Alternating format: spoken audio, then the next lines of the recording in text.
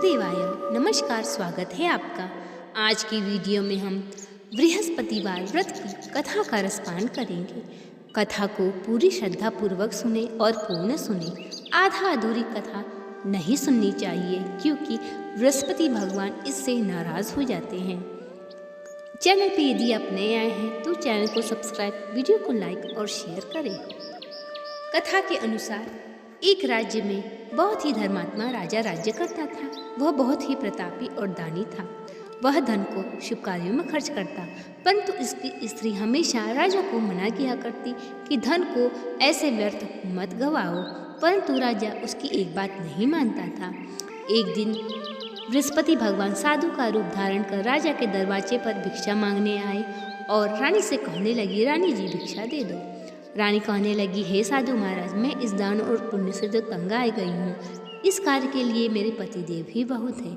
अब आप ऐसी कृपा करें कि सारा धन नष्ट हो जाए। तब साधु रूपी बृहस्पति देव कहने लगे कि हे देवी, तुम बड़ी विचित्र हो। संतान और धन से कोई भी दुखी नहीं होता।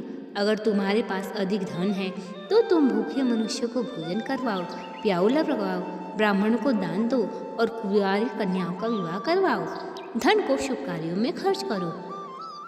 परंतु रानी साधु की इस बात से खुश नहीं हुए।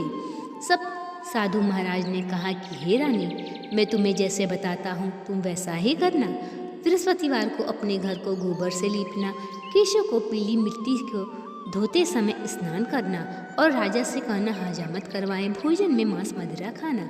इस प्रकार 7 बृहस्पतिवार करने से तुम्हारा सारा धन नष्ट हो जाएगा। यह कर साधु देवता वहाँ से चले गए। रानी ने इस प्रकार के कर्म करने प्रारंभ किए। कार्य करते हुए केवल 3 बृहस्पतिवार बीता था कि उनकी समस्त धन संपत्ति नष्ट हो गई। भोजन के लिए परिवार तरसने लगा। तब राजा कहने लगा कि रानी, तुम यहाँ पर रहो, मैं दूसरे देश को जाता हूँ, क्योंकि यहाँ पर सभी मनुष्य मुझे जानते हैं, इसलिए मैं यहाँ कोई कार्य नहीं कर सकता। मैं परदेश जा रहा हूँ, वहाँ जाकर कोई काम धंधा करूँगा। इस प्रकार राजा कहकर वह परदेश चला गया। इधर रानी और दासी किसी दिन भोजन मिलता, किसी दिन जल पीकर ही रह जाती। एक दिन रानी और दासी को 7 दिन बिना भोजन किए व्यतीत करना पड़ा। तब रानी ने अपनी दासी से कहा कि पास ही के नगर में मेरी बहन रहती है, वह बड़ी ही धनवान है, तू उसके पास जा और 5 सेर बीजर मांग कर ले। दासी रानी की बहन के घर गई, लेकिन उस दिन बृहस्पतिवार था। सभी लोग कथा सुन रहे थे। दासी ने रानी की बहन से कहा कि मुझे आपकी बहन ने भेजा है, मुझे 5 सेर बीजर दे दो। परंतु रानी की बहन ने कोई उत्तर नहीं दिया। दासी उदास होकर लौट आई और नानी से कहने लगी, आपकी बहन तो बहुत ही घमंडी है, वह छोटे लोगों से बात भी नहीं करती। रानी कहने लगी, इसमें उसका कोई दोष नहीं है, जब बुरे दिन आता है तो कोई भी सहारा नहीं देता। इस प्रकार रानी की बहन बृहस्पतिवार की कथा सुन अपनी बहन से मिलने आई और कहने लगी, बहन, जब तक कथा होती हम लोग ना ही उठते और ना ही बोलते, इसलिए मैं नहीं बोली। कहो दासी क्यों गई थी? तब रानी कहने लगी कि हे बहन, वैसे तुमसे कोई बात छिपी नहीं है, परंतु मैंने तुम्हारे पास 5 सेर बीजर लेने के लिए भेजा था। रानी की बहन कहने लगी कि भगवान सबकी मनोकामना पूर्ण करते हैं, देखो तुम्हारे घर में अनाज रखा होगा। इस प्रकार दासी घर के अंदर गई। उसे एक बड़ा घड़ा बीजर का भरा मिला। उसे बड़ी ही हैरानी हुई क्योंकि उसने एक एक बर्तन देख लिया था। तब दासी रानी से कहने लगी कि हे रानी, वैसे हमको अन्न नहीं मिलता तो हम रोज़ ही व्रत किया करते हैं, अगर इनसे व्रत की विधि पूछ ली जाए तो हम भी किया करेंगे। इस प्रकार वे बृहस्पतिवार की व्रत की विधि पूछने लगी। रानी की बहन ने कहा कि बृहस्पतिवार को सूर्योदय से पूर्व स्नान करें और केले के वृक्ष में गुड़ और जल लोटे में डालकर पूजा करें और कथा कहे। इस प्रकार करने से तुम्हारे सारे कष्ट दूर हो जाएंगे। रानी और दासी ने इस प्रकार बृहस्पति भगवान को पूजा करना शुरुआत किया। एक बृहस्पतिवार बीता था कि दूसरे को ही उनके सारे कष्ट दूर होने लगे और रानी दासी आपस में विचार करने लगी, न जाने राजा की दशा में होंगे। उन्होंने भगवान से प्रार्थना की। शहर में राजा जंगल से लकड़ी काट कर लाता और उसी से अपना गुजर बसर करता। बृहस्पति महाराज साधु के रूप में उस राजा के पास आए। लकड़हारा सुनसान जंगल में अकेला बैठा उदास बैठा था। बृहस्पति महाराज ने पूछा कि हे लकड़हारे, तुम इस सुनसान जंगल में क्या कर रहे हो? लकड़हारा कहता है कि हे साधु महाराज, मेरी पत्नी की गलती से मुझे बहुत ही दुख झेलना पड़ा। तब भगवान कहते हैं कि तुम्हारी पत्नी ने बृहस्पतिवार का व्रत करना प्रारंभ कर दिया है, अब तुम भी बृहस्पतिवार का व्रत करो। तब वो कहता है कि हे साधु महाराज, मुझे तो कुछ भी मालूम नहीं है। साधु रूपी बृहस्पतिदेव कहते हैं कि तुम चिंता मत करो, रोजाना की तरह लकड़ियाँ लेकर जाओ, शहर में बेचो, तुम्हें रोज से दोगुना धन प्राप्त होगा। तुम भोजन करने के उपरांत कुछ पैसे बचा लोगे। बृहस्पति महाराज की कथा इस प्रकार है। एक गांव में एक निर्धर ब्राह्मण रहता था, परंतु उसकी स्त्री बहुत ही मलिनता के साथ रहती थी। ब्राह्मण के यहाँ कुछ दिन के बाद एक कन्या उत्पन्न हुई। वह कन्या अपने पिता के घर में बड़ी होने लगी और बचपन से ही पूजा पाठ करती और बृहस्पति भगवान की आराधना करती। पाठशाला जाने के मार्ग में अपनी मुट्ठी में जौ भर कर ले जाती और पाठशाला जाने के मार्ग में डालती जाती। लौटते वक्त उनको बीनकर घर ले आती, वही जौ स्वर्ण के हो जाते। एक दिन जौ को फटकते हुए उसकी माँ ने देख लिया और कहा कि हे बेटी, सोने के जौ को फटकने के लिए सोने का सूप होना चाहिए। अगले दिन गुरुवार था। उसने व्रत रखा और बृहस्पति भगवान से प्रार्थना की कि हे प्रभु, यदि मैंने सच्चे मन से आपकी पूजा की हो तो मुझे सोने का सूप दे दो। इस प्रकार वो पाठशाला जाने के मार्ग में फिर से जौ छिड़कती हुई जाती है। वापस लौटते वक्त उसे एक सोने का सूप मिलता है। खुशी खुशी वे उसे घर ले आती है, उससे जौ साफ करने लगती है, परंतु उसका माँ का वही रंग रहता है। एक दिन की बात है, वहाँ का राजकुमार वहाँ से होके निकला। सोने के सूप में जौ को फटकते देख और इस कन्या को रूप को देखकर इस पर मोहित हो गया और उदास होकर भोजन तथा जल त्याग कर महल में लेट गया। जब राजकुमार द्वारा अन्न जल त्यागने का समाचार राजा को प्राप्त हुआ तो उसके पास आए और पूछा, बेटा बताओ, तुम्हें किस बात का कष्ट है? किसी ने अपमान किया अथवा और कोई कारण है? वह कहता है कि मुझे आपकी कृपा से किसी बात का दुख नहीं है, परंतु मैं उस लड़की के साथ विवाह करना चाहता हूँ जो सोने के सूप में जौ साफ कर रही थी। इस पर राजा बोले, इस तरह की कन्या का पता तुम लगाओ, मैं उसके साथ तुम्हारा विवाह अवश्य करवा दूंगा। राजकुमार ने लड़की के घर का पता बतलाया। मंत्री उस लड़की के घर गया और राजा का आदेश ब्राह्मण को सुनाया। कुछ दिन के बाद कन्या का विवाह राजकुमार के साथ संपन्न हो गया। कन्या के घर से जाते ही ब्राह्मण के घर में पहले की भांति गरीबी का निवास हो गया। अब तो अन्न बड़ा मुश्किल से मिलता। दुखी होकर ब्राह्मण अपनी बेटी से मिलने गया। बेटी ने दुखी अवस्था देखकर कुछ धन देकर ब्राह्मण को विदा किया।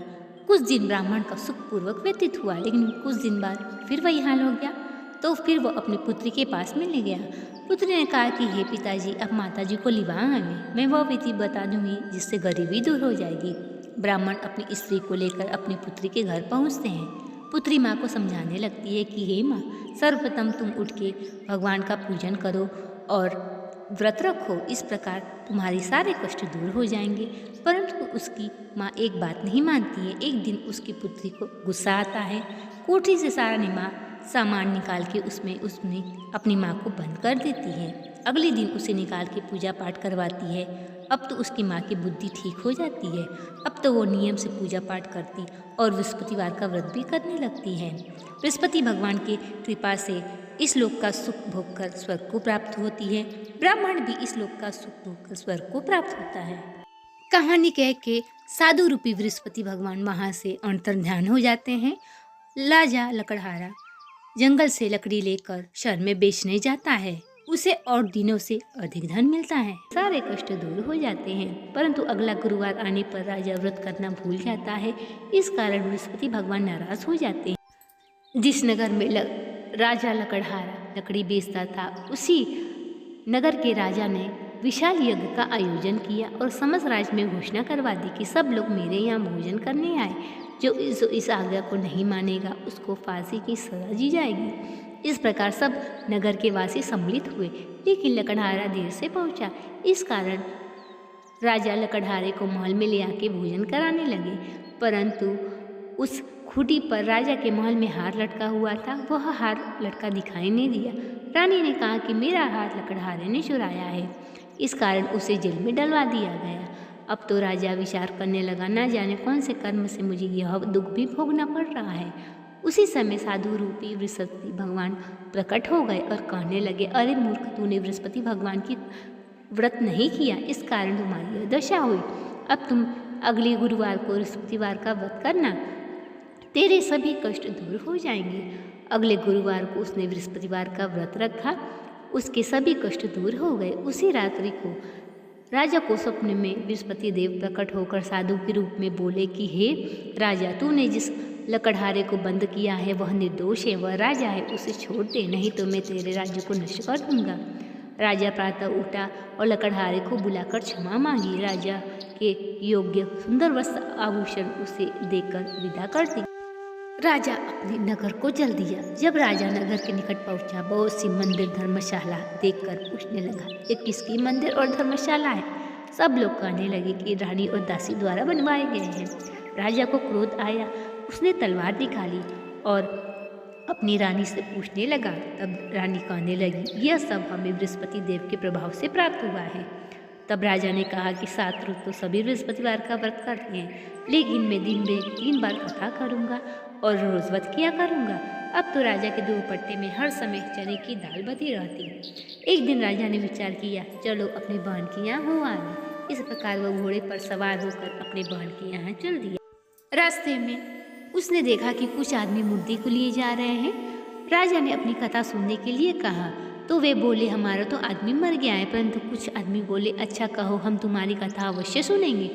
राजा ने दाल निकाली, कथा करनी शुरू कर दी। कथा आधे होते होते मुर्दा हिलने लगा और कथा समाप्त होते हुए मुर्दा उठ खड़ा हो गया। अब तो राजा आगे बढ़ा। एक किसान खेत में हल चला रहा था। राजा ने कहा, अरे भैया, मेरी बृहस्पतिवार की कथा सुन लो।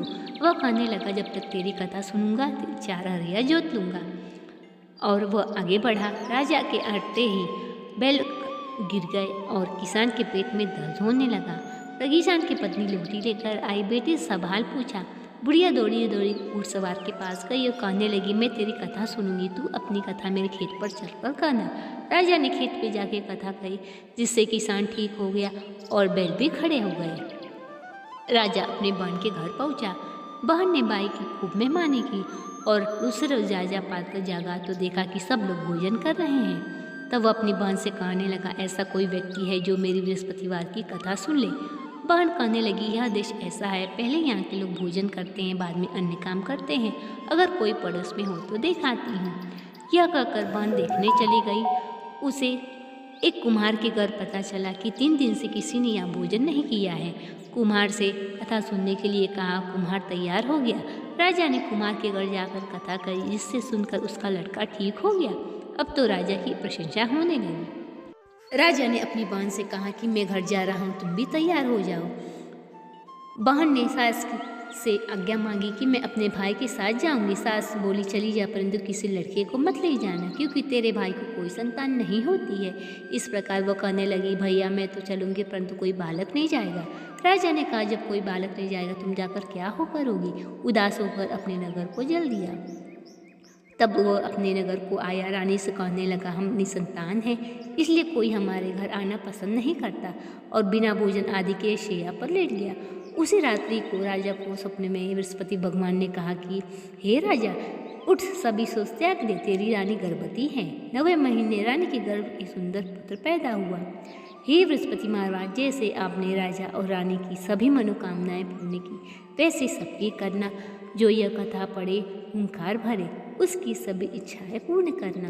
बोलो बृहस्पति महाराज की जय। तो ये था आज का वीडियो पसंद आया हो तो चैनल को सब्सक्राइब, वीडियो को लाइक और शेयर अवश्य ही करें। बेल आइकन को ज़रूर प्रेस करें, जिससे कि सभी वीडियो की नोटिफिकेशन आप तक पहुँचेगी। मिलते हैं अगले वीडियो में, तब तक के लिए नमस्कार।